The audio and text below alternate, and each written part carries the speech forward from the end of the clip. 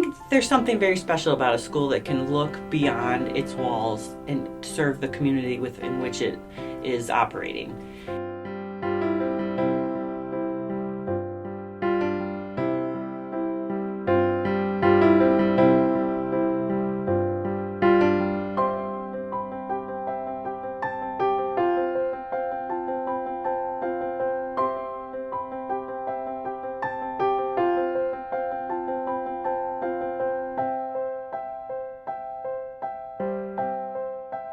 And so one of the programs that we coordinate as part of our community outreach programs is the community meal. That happens once a month, every month, the fourth Wednesday, and my participation in that is to recruit students who can serve the meal and also prep and clean up from the meal.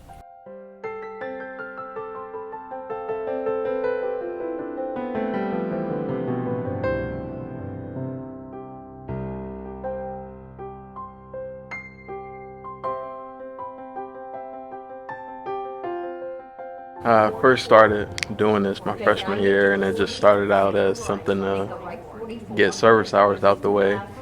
But then as you come in here and you meet all the people that run it, and you stand by them in the kitchen making the food, and you see just the family aspect come in, it was something that was very fish on the hooking, as I'll say. It just kind of reeled me in, and it's something you want to continuously do every month. So I'd say that's definitely something that I'm connected with, and I get to help feed people out here in the community. So it's definitely something I could say. So the community meal is one of the ways St. Edward High School can outwardly show our charism of hospitality. It's a great opportunity for students and adults, alumni, parents to all come together with the same, mission and cause in their at the forefront of helping those who are less fortunate in our community. My husband got hired to teach here back in 1999, and Paul Bosley was the head of the math department, and he was interviewing for the math position, and they started talking about the meal. And Tom got hired to teach math, and he thought, well, I should volunteer for the meal since the head of the math department, who is in charge of the meal, just hired me.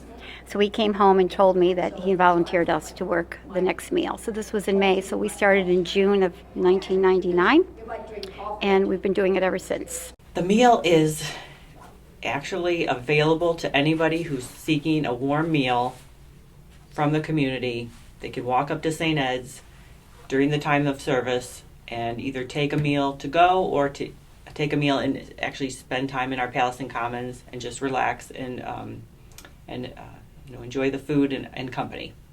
My connection to St. Ed started in 1978 when I became a student here, graduated in 1981.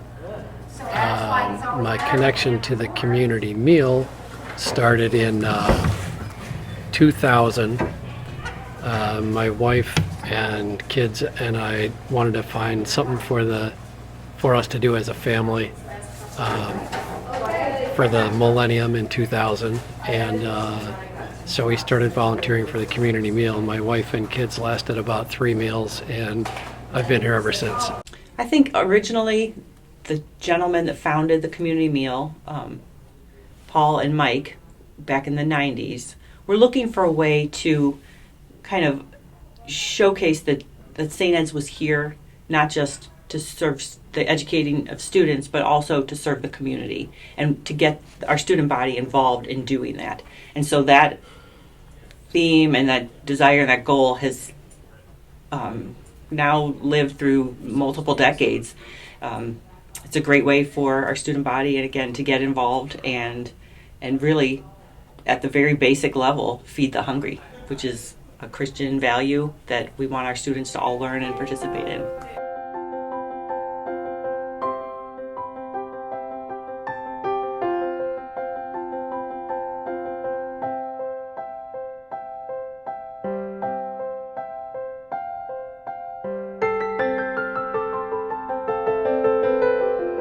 The community meal, because it's lasted through the decades, has really found a nice home here. There's passionate people who have literally been involved with the program for decades.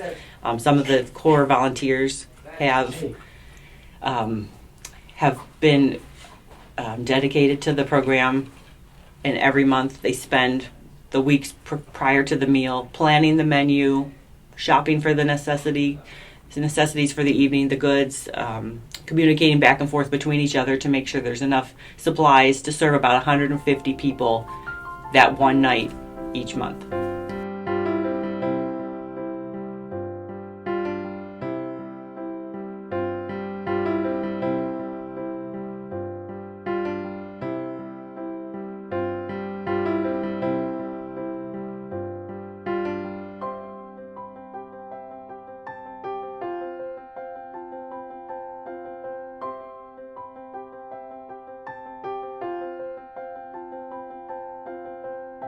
And then after 3 or 4 years, Mr. Bosley asked me if I would be in charge of helping with the meals that we deliver to the shut-ins. So I started out with about 45 people that we delivered to, and I had 6 drivers. And every month, the Monday before the meal, I would call my 45 people. Most of them lived in Section 8 housing apartments and really didn't cook much for themselves.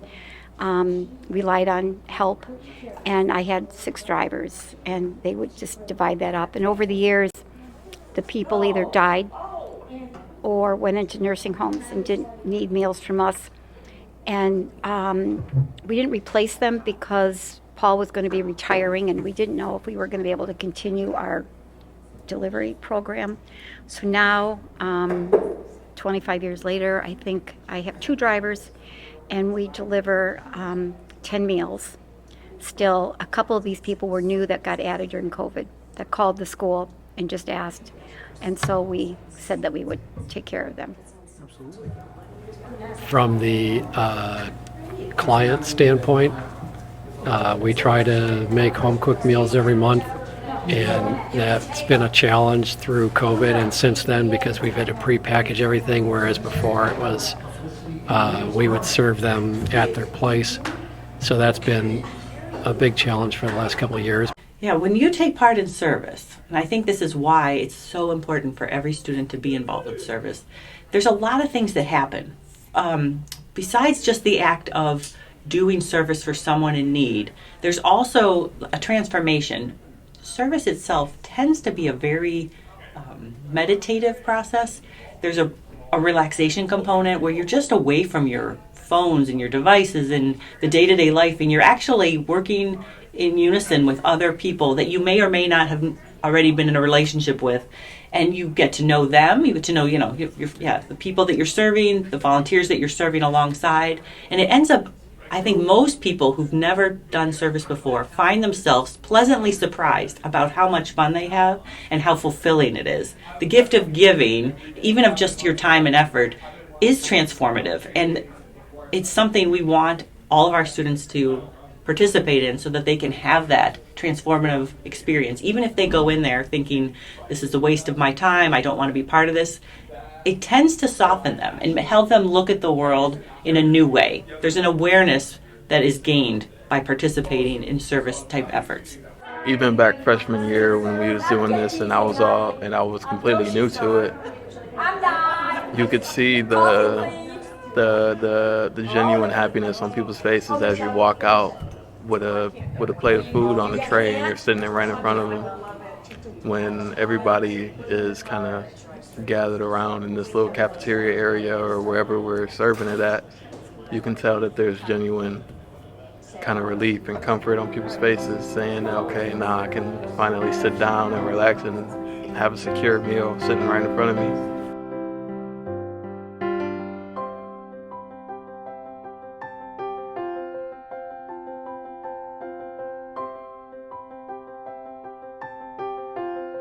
If you were to describe the community meal in one word, what would be the singular word that you use? I guess I would have to go with hospitality. I mean, that's the key to St.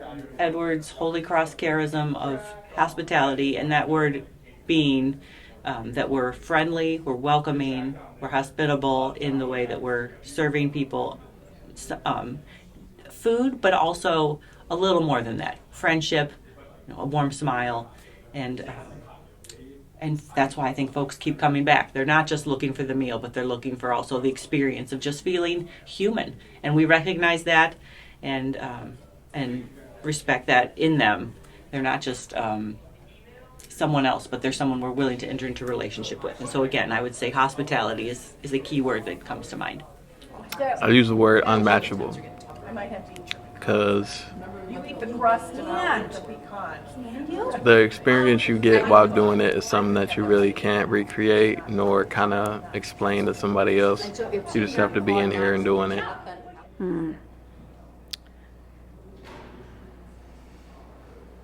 I don't know. I thought of generosity, but then I thought the word community. Community from the workers here, the community of the people coming, the community of the volunteers upstairs now in the Pallison Center. So, community is people living and working together.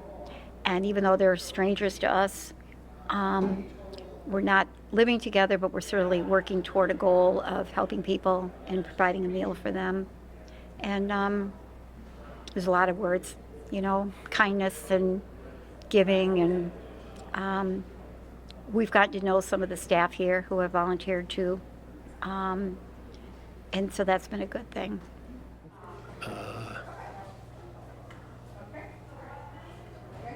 Satisfying. Satisfying? Not only from our needs to want to give back to people, but also from our clients' standpoint to receive what we do put out.